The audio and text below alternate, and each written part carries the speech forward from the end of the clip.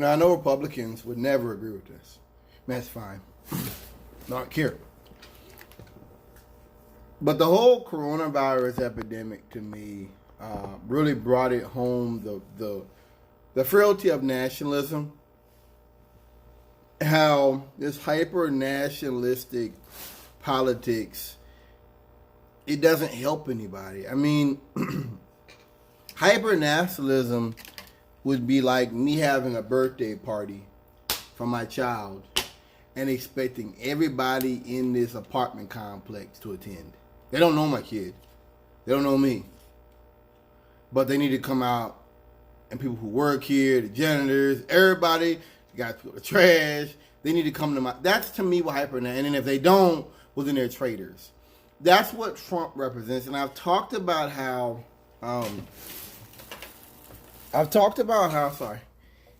that to me, hyper-nationalism represents the end of the empire.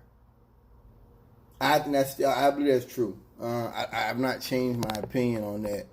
But I just believe that coronavirus represents, there isn't an option that, as Sam Cedar said it, as the left, we want a society that's got some overlap where we're able to, not overlap, but some unused space, an unused tank, if you will, that we can fill up with problems.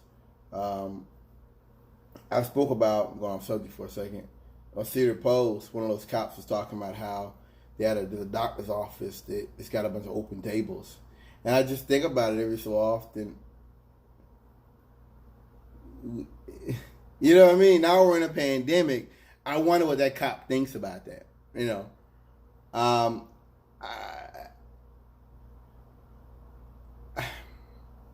we stay on subject here. There's a gentleman that was on Michael Brooks' show that was speaking about how when it comes to biological weapons, weapons in space, AI, just some of the other weapons that we have, there's no other answer to these problems but international cooperation. And I agree with that. And I say that to me there are forbidden technologies. They're forbidden technologies that we just should not, as a society and as a world, we should not pursue. We should not pursue.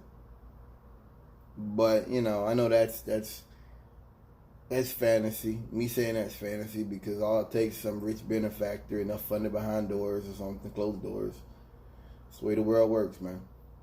Doesn't matter what we think or we want.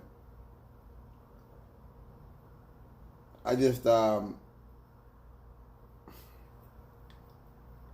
think that the coronavirus epidemic and future epidemics and future waves of this epidemic make the case for global governance or regional governance, whatever you want to believe, international cooperation on a enhanced scale. Because that's, to me, it's all one discussion. I think that coronavirus, for me, brought that home. That if you have a fascist Trump president again that fucks things up the way Trump did, people will die. Like, sometimes I feel like when Trump's talking, he's only talking to the people who are out here with guns and masks. He's not talking to me. He's not talking to the cops or the nurses. He's just talking to his base, and his base is out there with guns and rifles and masks on. And I felt like someone needs to speak for the dead. Someone must speak for their families.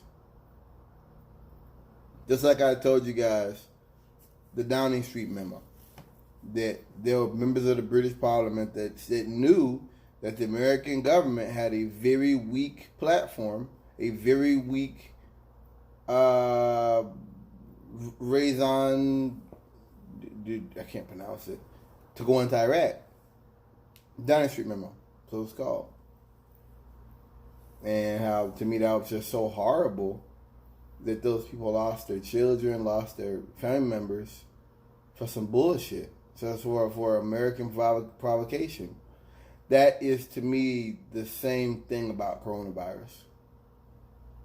Except this is worse because I think America with this has lost international prestige. People don't disagree with me on that. But I don't think we're gonna come out of it. It's kind of like if people get locked in a house together and they have to learn about each other.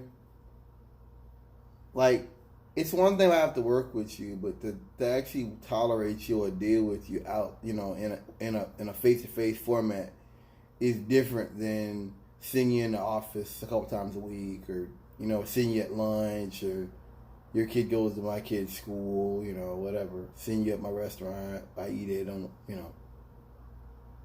It would be different to have to deal with you. I think just like that, the world got to see what nationalism really was, just how cheap Trump really is, how cheap and that. I realized too that the people that like him are just like him. They're just like him in person. That's why they're not bothered by it. I'm bothered by things he does and says because I know it will cost lives. And I'm not operating out of arrogance. I'm operating out of a robust sense of the public good. They operate out of ego, out of aggression, out of this sense of maintaining the empire, maintaining white supremacy's grip on world domination. You'll say, well, what about Europe? And yeah, they do as well, but I just don't think they operate with that mindset anymore.